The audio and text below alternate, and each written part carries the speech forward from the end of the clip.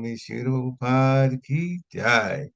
Jai Om Vishnupad Paramhansa Privajikacharya Astottara Satashish Maharaj Divine Grace Srila Bhakti Siddhanta Saraswati Thakur Maharaj Prabhupada ki jai. Jai. Ananta Koti Vaishnavin ki Jai. jai. Namacharya Shri Haridas Thakur ki jai. Jai. प्रेम से कहो श्री कृष्ण चैतन्य प्रभु नित्यानंद श्री ललित गदाधर शिवाचार्य गौर भक्तवृंद की जय। Jai.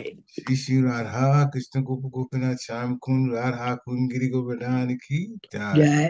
Shri Vrindavan धाम की जय। Jai. Mathura धाम की जय। Jai. Nabadwip धाम की जय। जगन्नाथपुरी धाम की जय। जगन्नाथ स्वामी की जय। गंगा माई की जय। जमुना माई की जय। तुलसी देवी की जय। भक्ति देवी की जय। हरे कृष्ण महामंत्र की जय। सामवेद भक्त वृंद की जय। निताय गौर प्रेमानंदे हरि हरि बोल। All glories to the assembled devotees. Hare Hare Krishna. Krishna. All glories to the assembled devotees. Hare Krishna. All glories to the assembled devotees. Hare Krishna. All glories to the lotus feet of Sri Sri Guru and Gauranga. Hare Gosi Hare Sri Bol. Prabhupada. Namo Vishnu Padaya Krishna Krishnaya Bhutale. Srimati Bhakti Swami Tinamini. Namaste Krishna Padaya Prabhupada Siddharthani. Sri Gaura Karuna Shakti Bhakti Vedanta. Narayana Namaste Naram Chevam Narottamam Devim Saraswati Vyasam Tato Jayam Udirayat Nashta Prayesu Abhadresu Nityam Bhagavata Sevaya Bhagavati Uttama Bhakti Bhavati Naistiki Om Namo Bhagavate Vasudevaya. Om Namo Bhagavate Vasudevaya. Om Namo Bhagavate Vasudevaya. Om Namo Bhagavate Vasudevaya. Om Namo Bhagavate Vasudevaya. Om Namo Bhagavate Vasudevaya. Jai. Hare Krishna Hare Devotees. Krishna. Srimad Bhagavatam,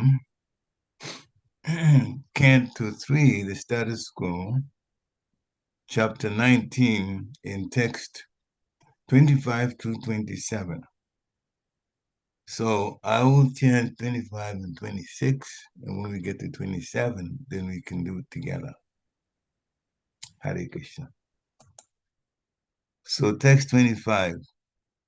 Tam musti binignantam vajra sarai adhoksaja karena karna mulehan yata twastram marutpati.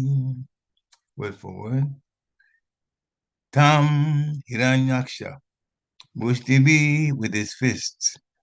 Vigninantam striking. Vajrasarai as hard as a thunderbolt. Adhokshaja, Lord Ahokshaja. Karena, with the hand. Karnamule, at the root of the ear. Ahan, struck. Yata, as. Twashtram, the demon Vitra, son of Twashta. Marutpati, Indra, Lord of the Marut. Translation by His Divine Grace, Srila Prabhupada. The demon now began to strike the Lord with his hard fists, but Lord Ahokshaja slapped him in the root of the ear, even as Indra, the Lord of the Marut, hit the demon Vitra. Purport by Srila Prabhupada. The Lord is explained here to be Ahokshaja, beyond the reach of all material calculation. Akshaja means the measurement of our senses, and Ahokshaja means that which is beyond the measurement of our senses. Text 26.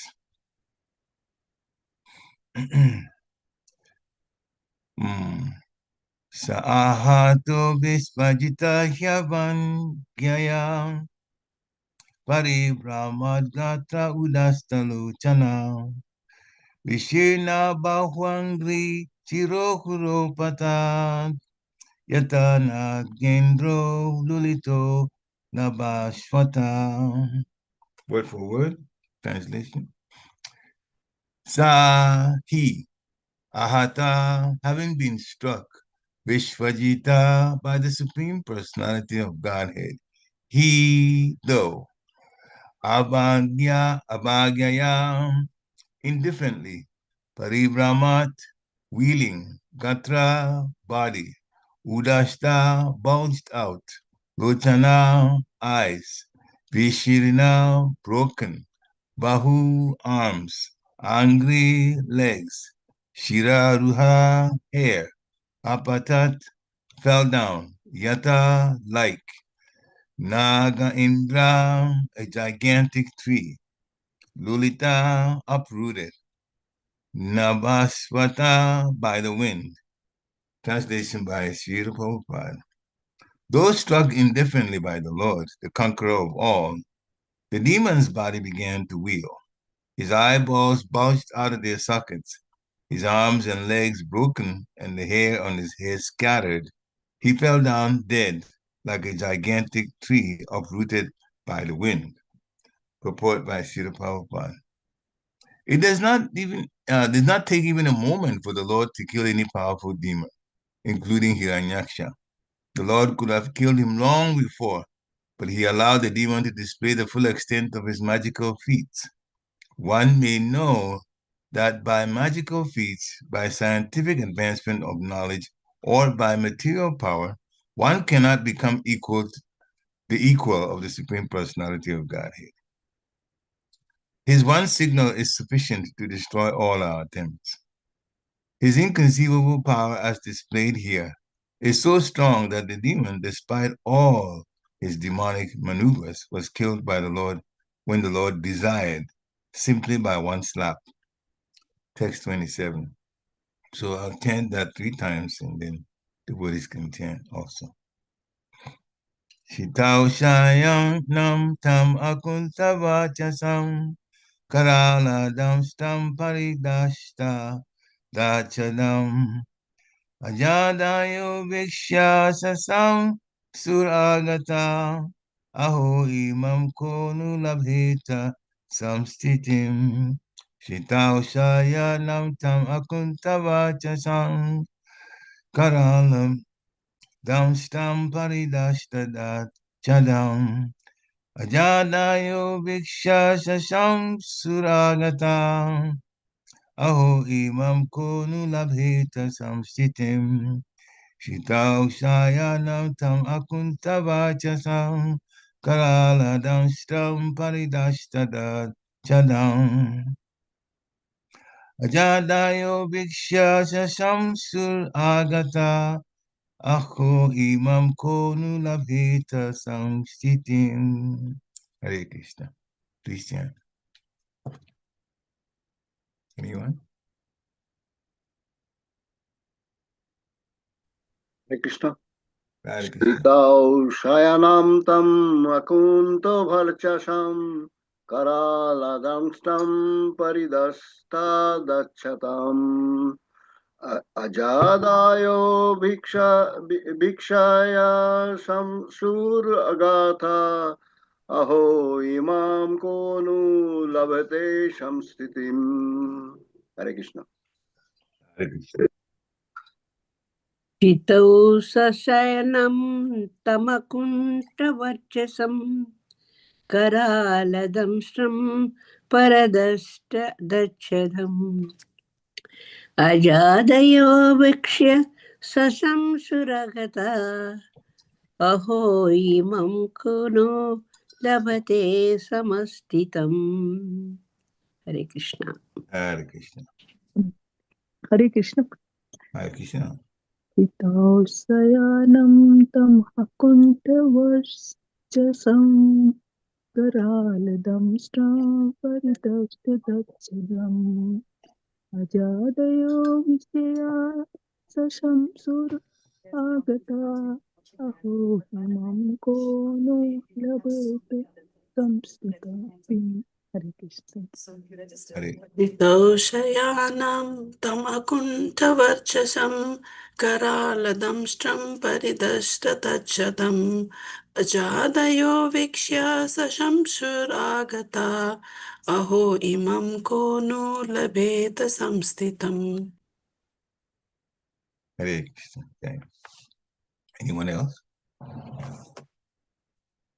Okay.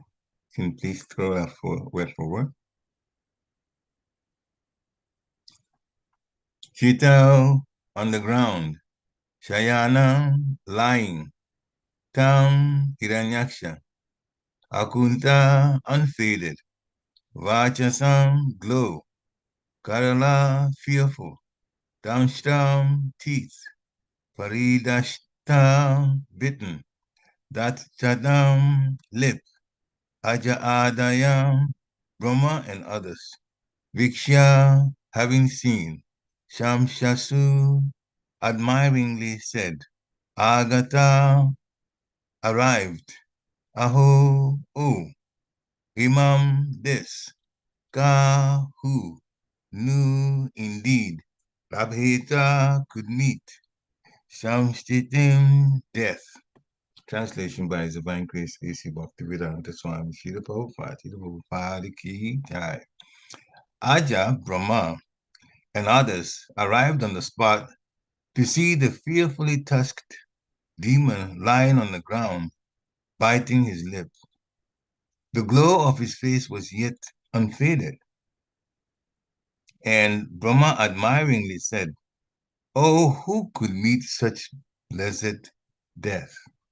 Purport by Srila Prabhupada. Although the demon was dead, his bodily luster was unfaded.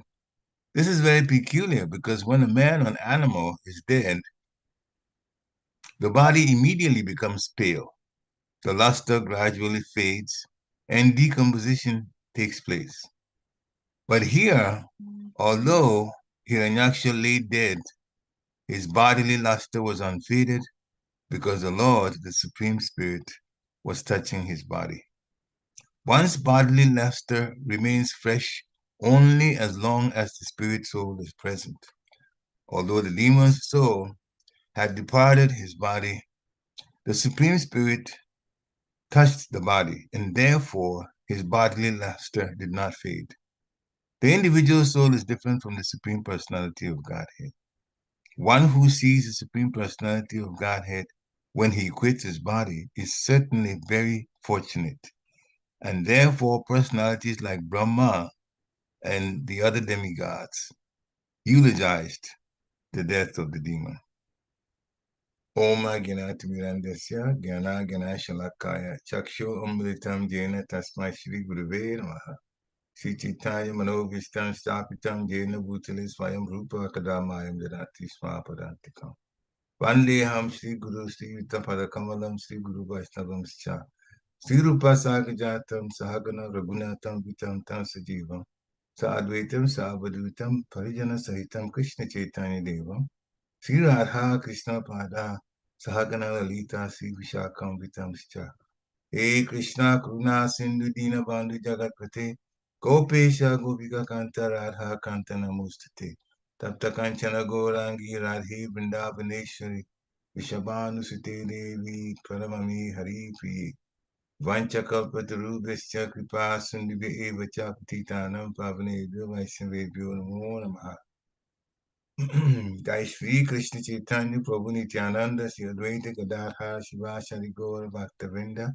Hare Krishna Krishna Krishna Hare Hare Hare Ram Ram Ram Hare Hare Hare Krishna Krishna Krishna Hare Hare Hare Ram Ram Ram Hare Hare Hare Krishna Krishna Krishna Hare Hare Hare Ram Ram Ram Hare Hare Namo Vishnu Padaya Krishna Preshnaya Bhutale Srimati Bhakti Vedanta Swami Niti Namine Namaste Saraswati Devi Gauravani Pacharini Nirvishesha Sunyavari Paschatya Shatarini Namo Mahavaranyaya Krishna Prema Padayate Krishnaya Krishna Chaitanya Namni Gauchise Namaha Ananda Lilamaya Vigrahaya Himagiri Vachavishnaraya Tasmi Mahaprema Raspadaya Chaitanya Tanda Namo Namaste Chaitanya Chandraya Namo Namaste. Chaitanya Chandraya Namo Namaste.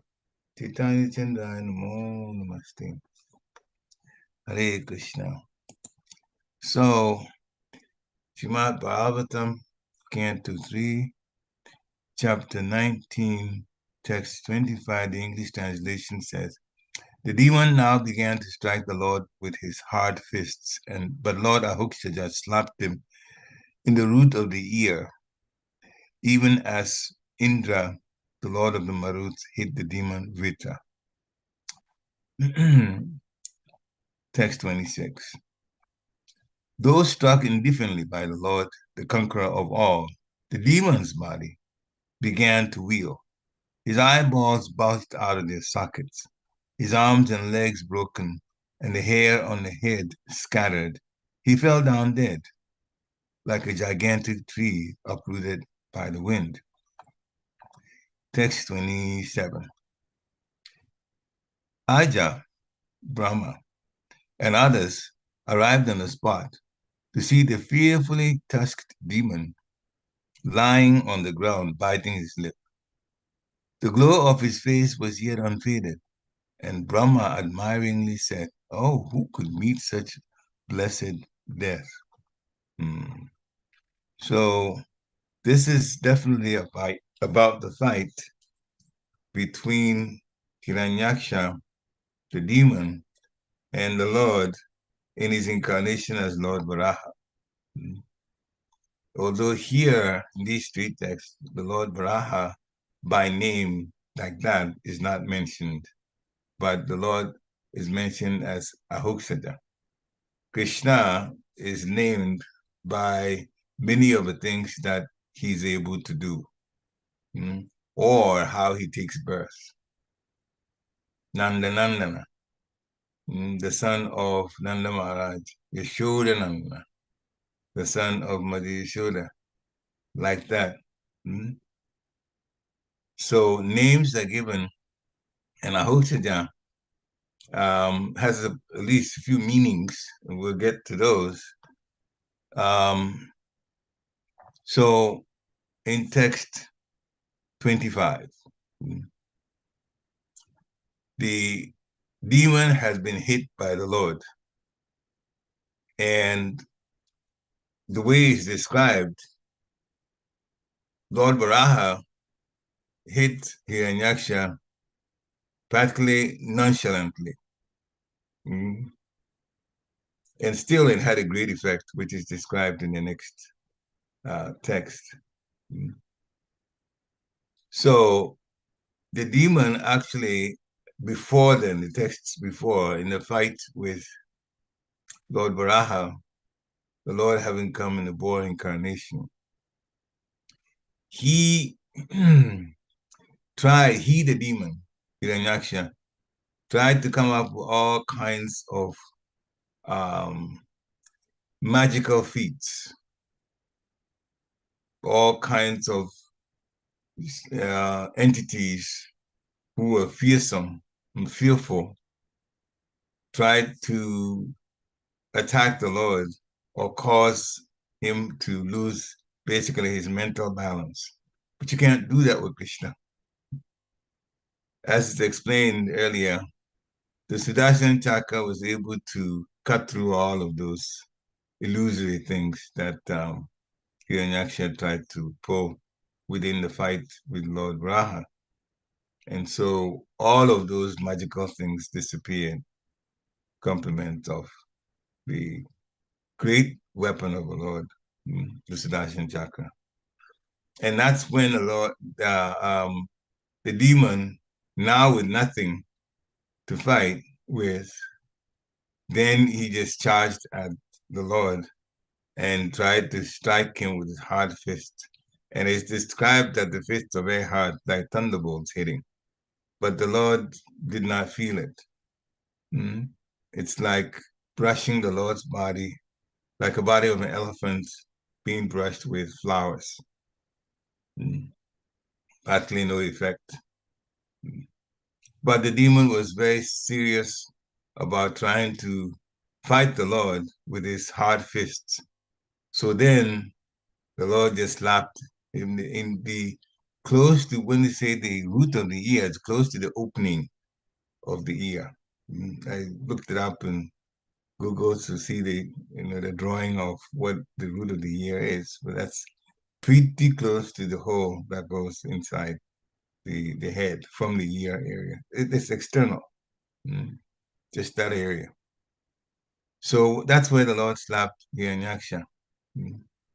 But then, as it's explained, since the Lord is a Hokshaja, beyond the reach of all material calculation, that's put there to have us get a better sense of how the Lord's slapping of Hiranyaksha gave rise to. Because when it's described in the next text, what happened to the demon, we can't figure out how that is possible. That when a person is slapped in the ear area, that many different parts of the body now get affected negatively. But that's what happened. So that's why the Lord is described as Adhokshaja, the Lord who is beyond the measurement of our senses. Because the measurement of our senses, this basically it's a slap. But by the Lord being the way he is, what came out of it was way more. Adhokshaja sometimes is also described as the absolute truth, which we use quite a bit because of the way Srila Prabhupada has explained to us, especially in Srimad Bhagavatam,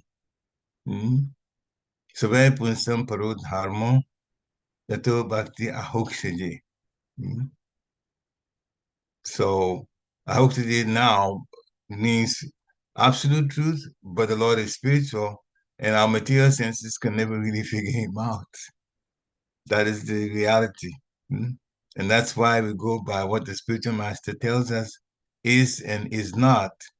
And then we learn. And then sometimes we get a little proof here and there in our material experience to help us to take in and have a good understanding and accept what we're being told. Actually, it is to our advantage to accept, because if we don't accept, then we won't get to know anything and we won't get to go anywhere. We stay in the material world. So one has to achieve real satisfaction, Vijatma Suprasidati. The body, mind, and soul all should become completely satisfied only if one develops devotional service to the absolute truth, which involves hearing, and hearing involves understanding and accepting. Both are there. Fortunately, Srila Prabhupada's purports have been made such that, or has been written, they have been written such that it is not so difficult to understand. And many, many things about spirituality is also repeated so that that would also sit well within our minds and our intelligence as to the way things are. So we're fortunate to have Srila Prabhupada explaining things. Now, here's why, text 26, here's why the Lord is described as a Ahokshaja. Exactly what happened to the demon. So the Lord struck Hiranyaksha indifferently, slapped him indifferently in the ear. By the way, the mad elephant, Kubalapita, also got slapped by Krishna right there in Mathura in the gate for that area. And I'm kind of laughing about it because the Lord toyed with that elephant so much. Rana Swami tells the whole story of how they got to the, they means Krishna and Balaram got to the gate and this big mad elephant was blocking. And how Krishna just toyed with that elephant. And then finally just looked at him eye to eye and then slapped him, and the elephant started chasing Krishna. And Krishna made it such that the elephant got pretty close, and the elephant was going to get Krishna with his tusks, and Krishna moved aside. The elephant was very big. Krishna did not expand himself. He was just the same size as, the teenage size that he was, even a little younger. And so when the demon, since I've talked about that, I would say a little bit about that fight. So Kuberapita wanted to just lift up Krishna, but so he bent down with all that speed, and the elephant trainer was on top of him also, urging him on. And when he tried to pick up Krishna, Krishna stepped on the side, and the tusks got stuck in the ground. He just right to the ground, both of them. And so, of course, he was thrown off balance. And that's when Krishna finished him off. And so Balaram also came and pulled the other tusk because Krishna had pulled one tusk already. Balaram pulled the other tusk, and both of them came into the wrestling arena with one tusk from Kubalapida and another tusk, like one each, but each of them had one of them. Came to scare Kansa. So yes, fights have taken place between the Lord and different entities based on the demons. This is the demon Kansa and his plans. And here's another one. Hiranyaksha, gotten so much gold, tipped the earth from its orbit down into the Gabodak Ocean and all the way down to the bottom of the ocean. The Lord had lifted him.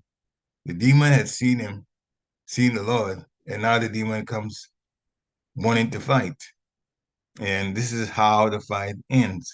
The Lord slaps him, but with the slap, normally, yes, there will be pain felt by the body, but there was in this case, way more than that.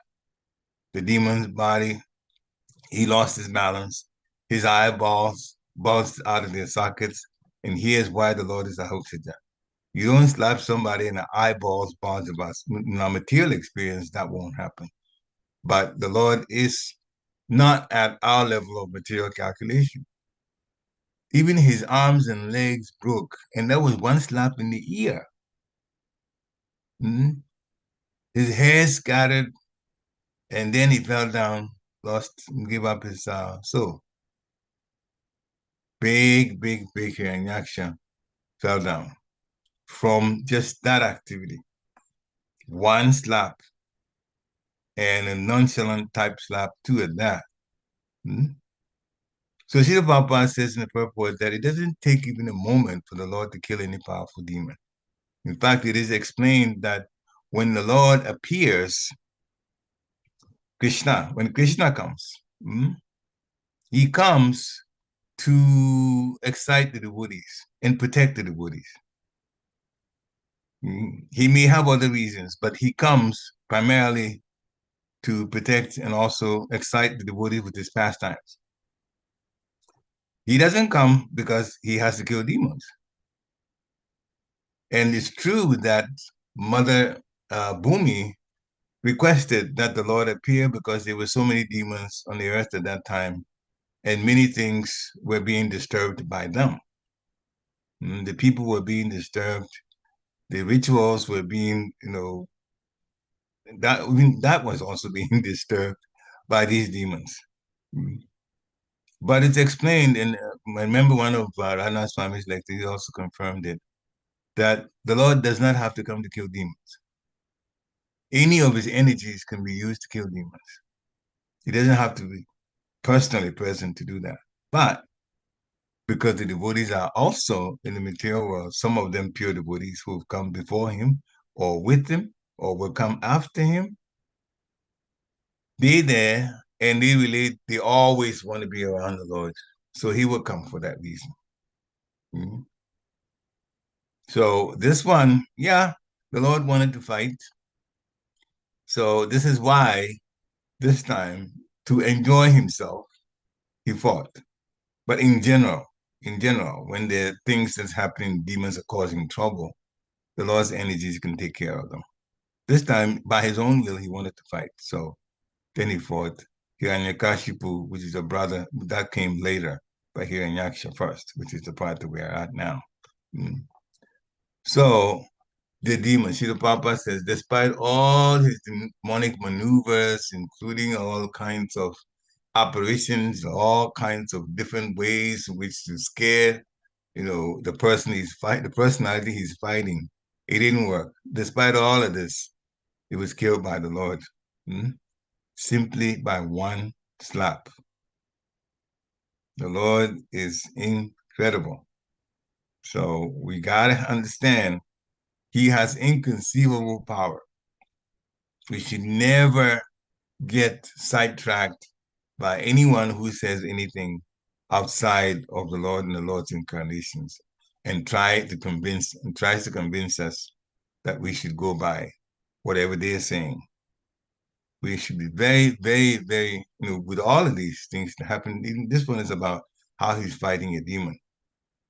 But the way in which it's happened and the Ahokshaja powers of the Lord, that should definitely convince us that there's no going anywhere.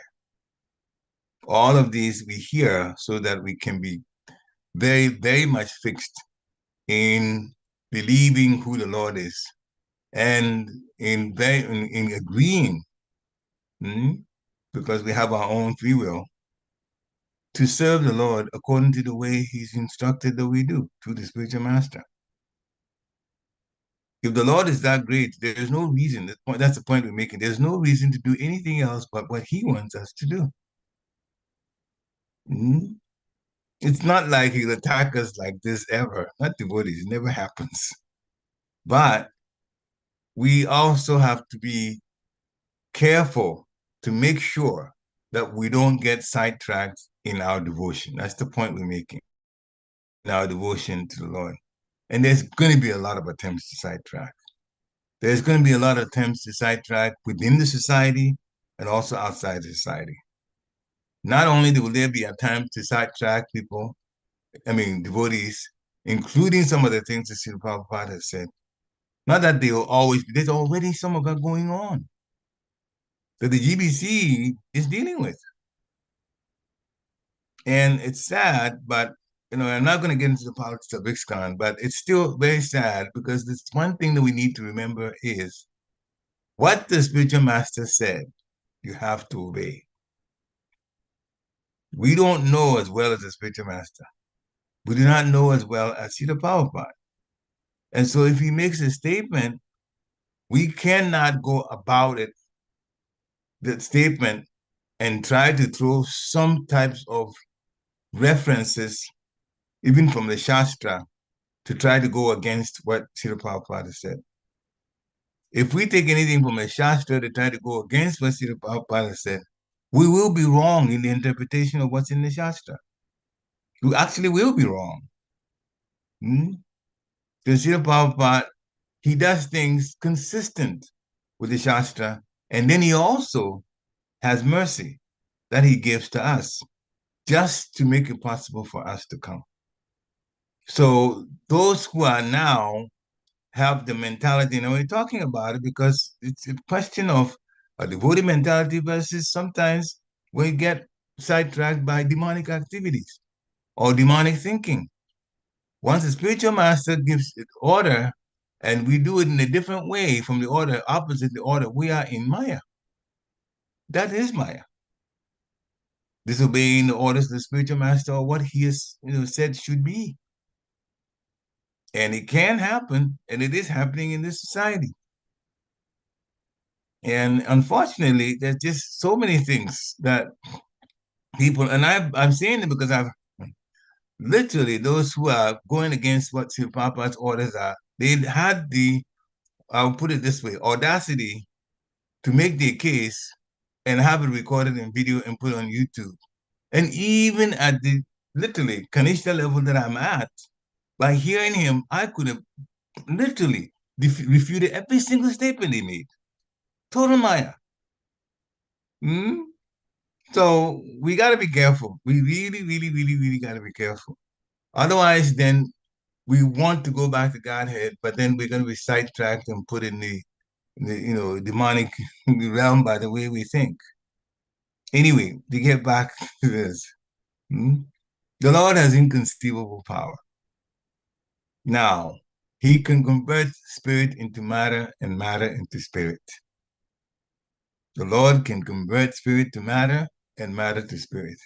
In fact, he does convert matter to spirit and spirit to matter. Matter to spirit, it happens practically every day. When we do our arati, the pujari is on the altar offering incense, offering ghee in the lamp form, the light in the ghee wicks, offering water, offering a flower, and we can see these things. Why did I say we can see?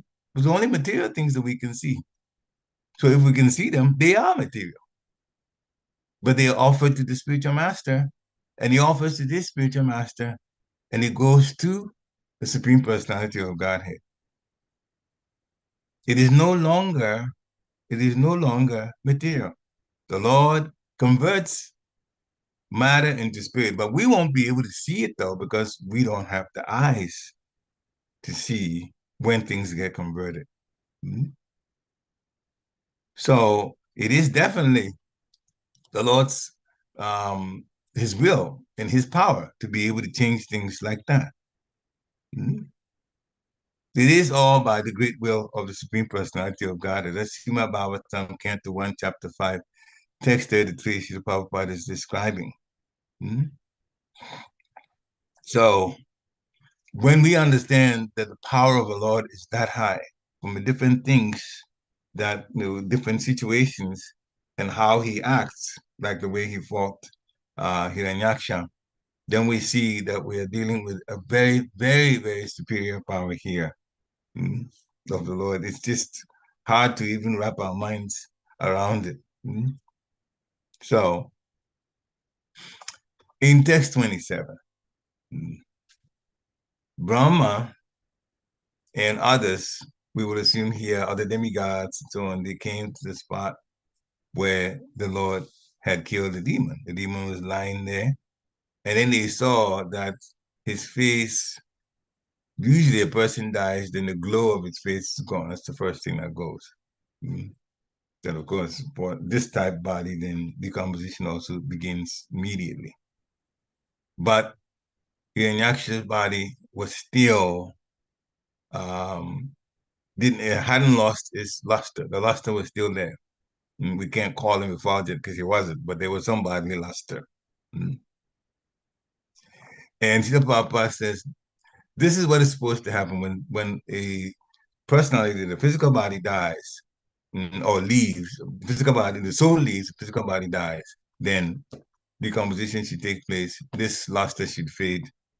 But his body luster was unfaded. Why? Because he had been touched by the Supreme Spirit, the Supreme Personality of Godhead. Every time that the Lord does part of his, whatever the pastime is, there is something unusual that occurs along with it. And in many books, Bhagavatam, Brihad Bhagavatam, Srimad Bhagavatam, Brihad Bhagavatam, Garga Samhita, they all describe some things in different pastimes where the Lord did a particular activity and its effect was wonderful. So much so that sometimes even some activities, the pastimes of the Lord, we could see it if we dare to from our material standpoint, and it's supposed to have the opposite effect, a negative effect. But on the devotees, it has a wonderful positive effect. So the Lord is it's incalculable. So one's body, Prabhupada says in the purport, one's bodily luster remains fresh only as the spirit soul is present. But in this case, the demon soul had departed the body. But since the Supreme Spirit, Krishna, as Varaha, had touched the body luster did not hide, did not go away.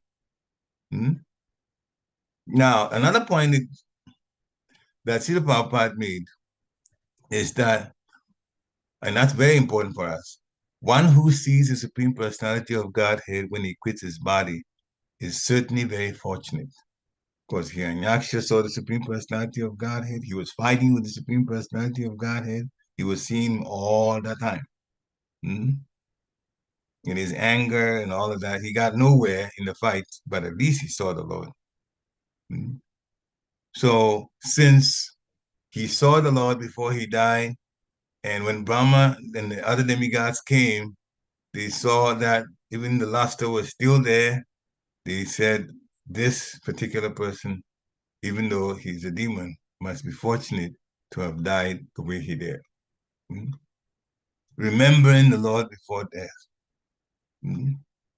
So, remembering the Lord and seeing the Lord, there's definitely a connection in that between the two.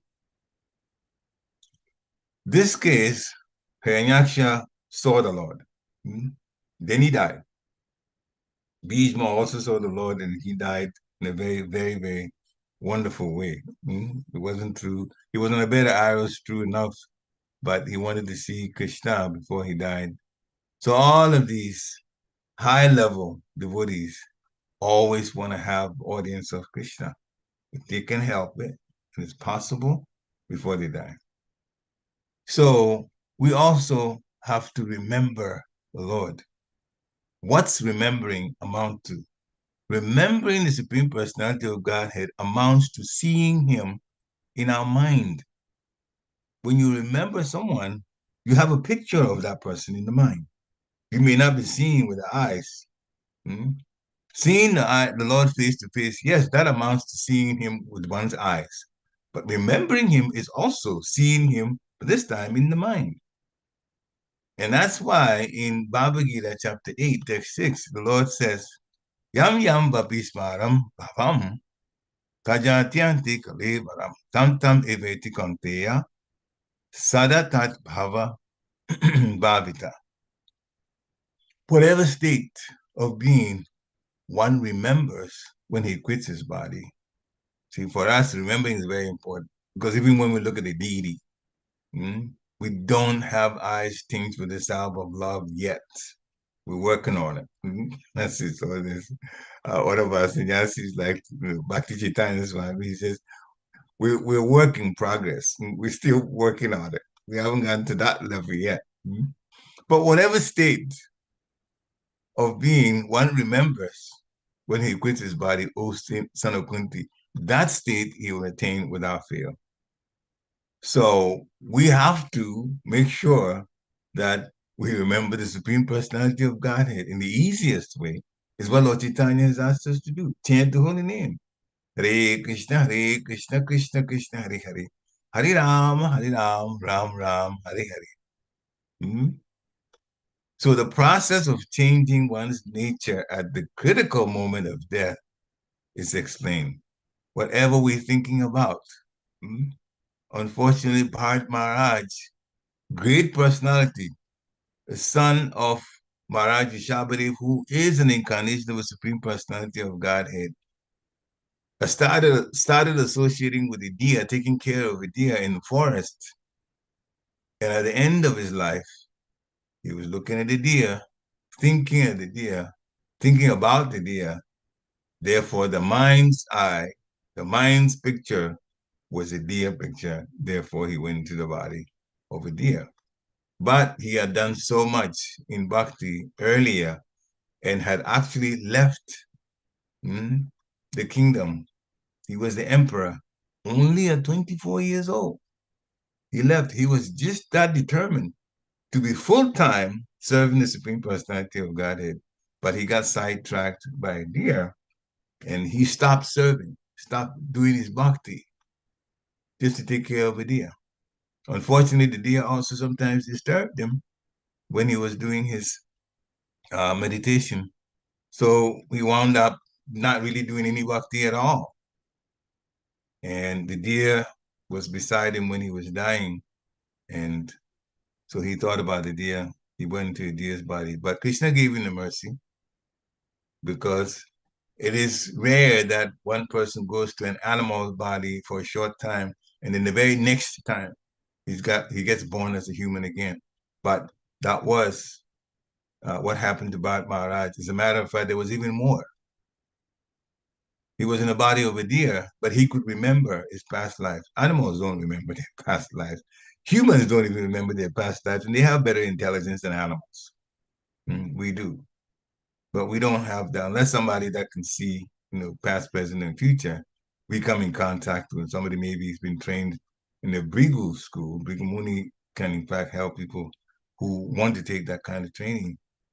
Then we get told some things, not everything, some things about our previous life, and sometimes things that could happen to us in the future.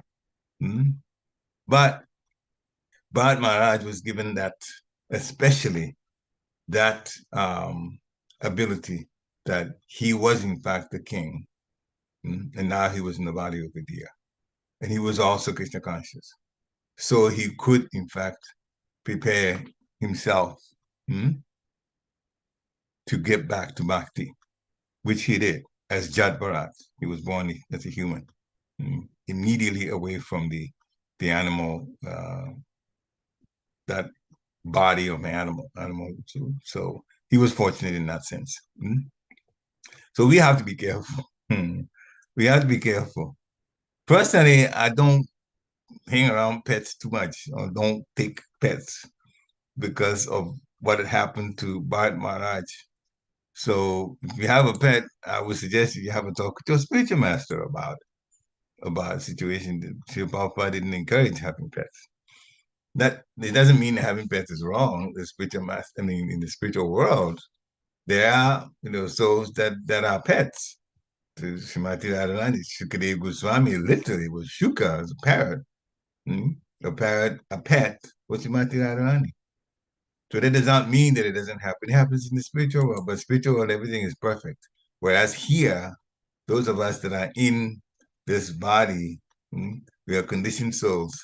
It's not like Krishna doesn't want us to go back to Godhead, but as he said, he himself has said that whatever state of being one remembers when they quit the body, that stage they will attain without fail. And that's why Srila Prabhupada, in one lecture, he said, those who have, especially poodles and those small, very, very, to them, adorable, animals, and Srila Prabhupada made literally a monologue. He said, a person is dying and they have a pet dog, and they get into anxiety about the pet dog, or what is going to happen to my dog. Maybe let me leave some property for the dog. And this is your Papa talking like that. Let me leave some property for the dog. Then he responded, he said, you may leave some property for your dog, but you are going to be dog. That's how he put it. So what happens to us, and I checked with Dr. Jeta Maharaj about, literally asked him a question about it, when we're leaving the bodies. What is the general thoughts of people leaving the body? What's the general thought? He said, the thoughts that will come to the mind is the thought that the person has focused on the most while they were living. What we think about the most is what is going to appear in the mind. This is why it is important to chant more, 25 to 27,000 times the name of our Lord when we chant it in 16 rounds like that. 64 rounds is 100,000, a little over 100,000 of calling the Lord's name. Every day, that will have so much deposited in our subconscious of the Lord's name. The second point is our relationship with the devotees has to be very good. At the very least, cordial. But they all have to be good. Don't have any enemies, especially among devotees. Bad idea. Because when we are in the situation where we are close to death, the senses are shutting down. So much pain the body gives. But when a devotee, when you're in good relationship with devotees and they hear about your situation, you're getting ready to check out, they are going to come. Those who you relate well to are most likely going to come around you and help you to remember. Very important. They'll help us to remember the holy name just by chanting themselves or at least now in this technology that we have, setting up some sort of music device, playing device, and have it chant the holy name. Now, the fortunate thing about this body is when the senses are shutting down, they all go except the ear. The hearing process is the last one to shut down. And so when the holy name is chanted, the person that is dying is most likely going to hear. And when they hear the chant, the mantra, they are going to remember Krishna. And Krishna has already said, whatever state of mind that a person is in when he's leaving the body, that state they will attain. And therefore, we chant. Those who really are in good relationship with us, those are the ones that are going to come. If we burn any bridges with any devotee, how do you expect them to just come do us a favor of chanting when we're leaving the bodies, when we've already ruined the relationship between us and them? At best, they'll just wish you well. Okay, well, hope that things work well for him in the transition. But to actually come do the service of being there to make sure that you hear the holy name, only those who care about you, and that it depends on how a relationship is with them. Mm-hmm. So for that reason, it's not a good idea at all to have enemies. Mm-hmm. There may be some people maybe dislike us, but we shouldn't. That's the point we're making. We shouldn't get into relationships where we dislike other people. We may disagree. That's happened. And even if we disagree, the approach should be very, very, very mild. We're dealing with the devotee, and if you say something to make them upset, then of course that's counted as aparad. And aparad can also ruin our chances of going back to Godhead. So remembering, yes, it's very important. God says, whatever we remember that state, we're going to attain. So we keep chanting. The more we chant, the more we deposit the memory of Krishna into our subconscious. And so that will be the dominant one that will come out. And therefore, chances are you're going to remember Krishna. We remember Krishna. We go back to Krishna's abode, which is the ultimate place that's best for us all to go. No anxiety. Everything is provided. And we will be happy, really, really in bliss for eternity. Hare Krishna. So we'll stop here. Thank you for allowing me to do the service of talking, having Krishna Katha. And this is the time to unmute yourself, dear devotees. You have any comments, you have any questions, you have any realizations that you want to share, please do so. Hare Krishna. Any questions or Hare comments? Krishna, Prashya Prabhu. Hare Krishna. Jai, accept humble obeisances. My humble obeisances. Our glories to Glories good. to good. Jai. Thank you for a great class. I wanted to ask you a question. Earlier you had talked, kind of combines the point you made earlier, and then I guess late at the very end, the point that you made. So the point you made earlier is that sometimes we see, deviations that are being made.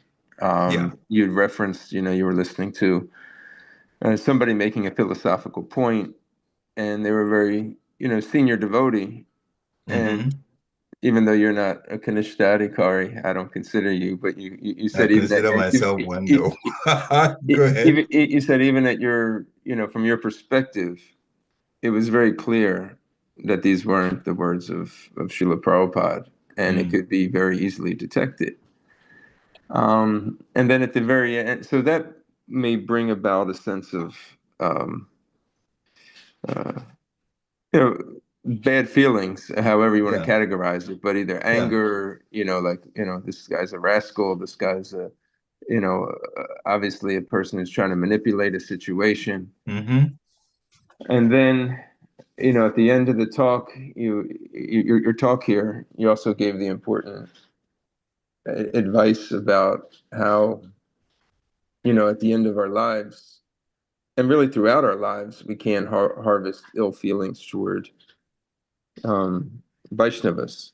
So when situations like that come about, where there's a clear differentiation, how do we go about it, but still not harbor, Yeah. ill feelings or even dangerous feelings towards another individual. Yeah. Thank you very much for a good question like that. And, you gave the example of, somebody that has made a point where Srila Prabhupada made a point that's opposite to what Srila Prabhupada said, and literally disturbing the society based on that. And again, how do we feel about that kind of person? And if we feel negative towards them, then wouldn't that affect us? Mm-hmm. Especially when it comes time to leave the body. Actually, Guru Maharaj, Bhakti Maharaj addressed this. And he actually talked about it a lot when we were in Girinagri, to have a good sense of um, how to deal with situations like that.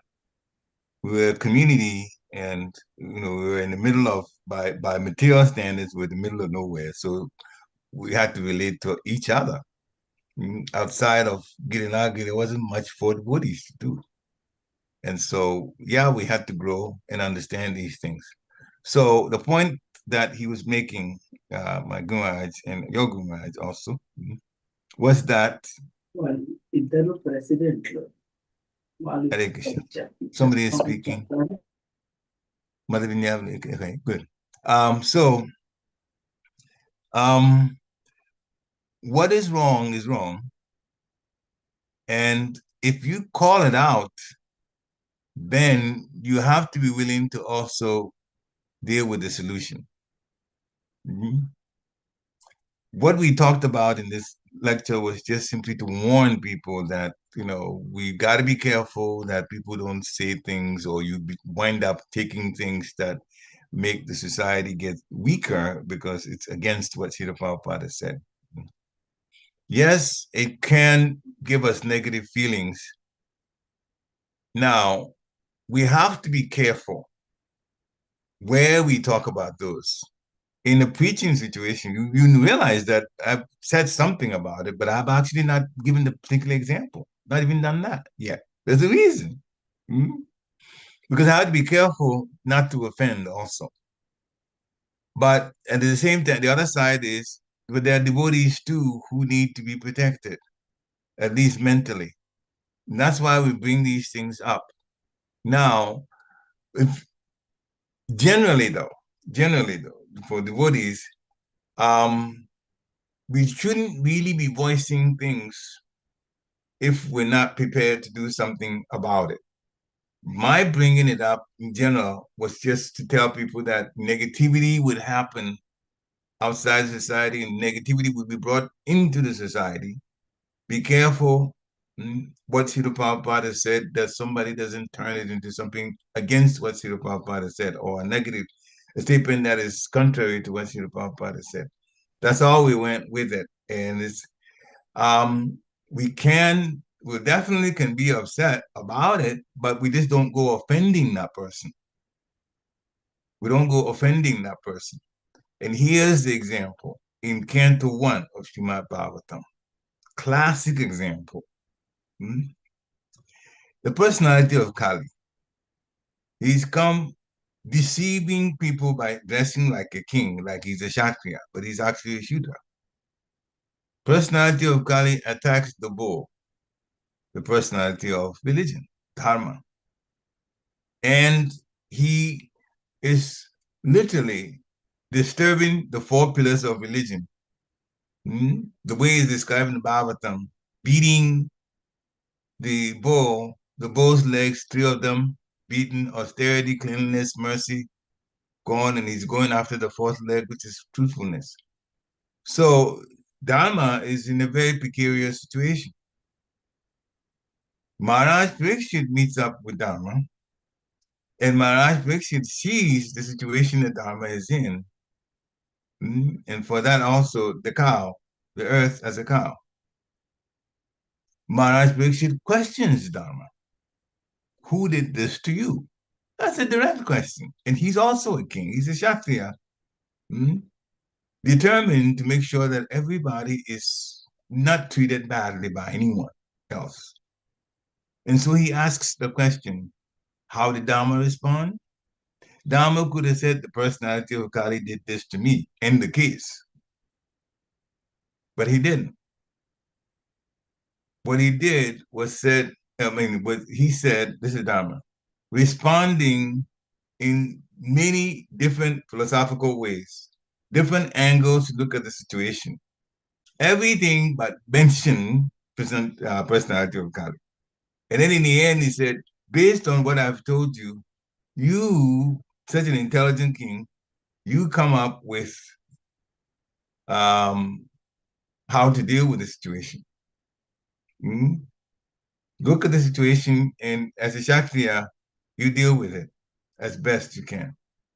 Some people would look at it as some things that involve myself, that has brought this stuff on me, which means destiny, that's brought this stuff on me. This was one way that Dharma alluded to the situation in his response. But in the end, it says, based on that, you, Maharaj Pariksit, see what is best that you need to do. And Maharaj Pariksit commended the bull. He said, only the personality of religion would answer a question like that. After he's been attacked, not to name that person who did that to you. Now, the point we're making with this is we just have to be careful. We can say what the situation, we can describe the situation, but we don't go after the person who did it to try to do it. In other words, devotees don't do tit for tat. We're not supposed to be about that. And that may be difficult for some of us to understand. But still, that's the way it is. Devotees don't do tit for tat. We can defend ourselves. We can defend ourselves. That's there. Because we even have to understand what defense is. Everything is controlled by the Lord. So even when we say we're defending ourselves, we can only go to the extent that Krishna would allow us to defend ourselves. So defense is there. But when it comes to talking about this person did this person did this, and naming them, actually only Gogovinda Maharaj, I'll bring him in to also discuss the point like that. He said managers, those who have the position of managing, they can talk about situations directly because they have the power to also deal with it. The rest of us, no. So yes, situations happen. We can talk about it for just so people will be informed and be prepared and be ready not to have their bhakti or the devotional kripa get affected. But that is the reason I'm aware of it, and that's why we didn't go too deeply into it. We were just only putting out a warning. That's all. So you don't let your mind go too deeply into it and your emotions go too deeply into it, because we have to remember one thing. There's nothing Krishna can't do. Look at the way he finished here in Yaksha. So the society belongs to Lord Chaitanya. And if people think that they can just bring it down, they're kidding themselves. While I know the details of the situation, we haven't talked about it, I also feel sorry for those who are disobeying what Srila Prabhupada said. I don't feel sorry for them because it is their own bhakti that's going to go down. If they haven't thought about it, it's like Srila Prabhupada said one thing and they've said something different. So when time comes for them to go back to Godhead, we're all depending ultimately on Srila Prabhupada. And you disturb the society by going against what Srila Prabhupada said. How in the world are you going back to Godhead? Out of the question. So that's why we got to be careful. We got to be careful. Anyway, this is a matter that could be talked about in greater detail, and I have to apologize that I've kind of got you thinking, what am I actually talking about? But I'm putting it in the realm of people who want, they say one thing different from what Srila Prabhupada said to do. This will happen quite a bit. And based on that, I will take a couple of minutes to talk also about another situation, that's direct. I won't mention the names of the devotees, but the situation will definitely describe because this one I did not, but this one I'm going to. Devotees were in the temple room with Srila Prabhupada. Srila Prabhupada was preaching, and when they finished, he was describing to the devotees about book distribution, specific ways they should go about it when they go out distributing books. There were two devotees who were Prabhupada disciples who were in the temple room at that time. They were good business people, and they raised their hands and told Srila Prabhupada that from their business experience, the strategy that Srila Prabhupada was asking them, the devotees, to use in book distribution might not work very well. Srila Prabhupada heard it. When they finished talking, Srila Prabhupada repeated the strategies that he said. He didn't change it. He repeated how devotees should go about. Again, the two disturbed devotees raised their hands and said that they don't think that it's going to work well, Srila Prabhupada, with all due respect. Then Srila Prabhupada said, all right. So you, when you go out book distributing books, you should distribute based on what you're thinking. The rest of the devotees, you take what I said. They went out, and what happened? Well, by the end of the day, the two so-called astute business people had done very poorly in book distribution, whereas the rest of the devotees who took Srila Prabhupada's strategy that he explained to them had done very well. So then these two got very embarrassed. And we're saying that it's easy. This is what's going to happen. This is what can happen if you disobey the spiritual master, or you think you know better than the spiritual master. Those two were very embarrassed because they had talked about how the Prabhupada's plans were not going to work right to the hearing of everybody in the temple room. So when they didn't do well, the devotees knew. And so coming back to face the devotees, they were going to be a huge ridicule. They'd be ridiculed. So they felt embarrassed and they never returned. And they blew. They fell down. So this is what can happen to people who do something different from what Srila Prabhupada said to do. So that's all the warning we're giving. Hare Krishna. Thank you for bringing it up. Thank you, Pariksit Prabhu. If I could, just so I understand, from what you said, because I find it to be really important that a lot of times we attack the person and not the issue. And so be very clear on what the issue is. It's okay to address the issue directly. It's okay to understand that there's a difference of opinion, but we should not demonize and find, offend the person. So it's okay to say, this is the issue. I see it, that it's philosophically different, or I feel that this is a dangerous position to take, and be able to list your reasons why. But when you get into that, this person is a this person is a that, and this person, that part we want to be able to stay away from. And that's the part, I guess, where self-control kind of comes in. Extremely important, And we have to practice that, I guess, austerity of speech and austerity of the mind, to stick with the issue. Yeah. No, thank you. It was I really appreciated your explanation on that. But yeah, that is the mood that we should have. And Chanamali Swami has spent time to talk. I heard some lectures not too long ago, but a couple months back, that he was stressing, when you're dealing with things that are negative, be careful that you don't come dumping stuff on the devotee just because the devotee is saying something that's, to you, that's not right. You don't go after the devotee self, but the issue should be brought up, and people can be warned about it. Yeah, that's all there. Hare Krishna. Any other questions? Okay. I'm not hearing anything, so I think we can stop now. Thank you very much for allowing me to do the service, and have a wonderful, I'm assuming since it's a Sunday that we have an afternoon program. Yes? Think so? Yes. I hope to see all the devotees there at 4:30. And as we lead up to Gaura Purnima, the appearance day of Chaitanya Mahaprabhu, we'll be studying his Shashastika prayers. So today we're doing verse number 2, which if you don't know them, this is a great way to learn about them Yeah. and enhance your chanting and connection with Lord Chaitanya.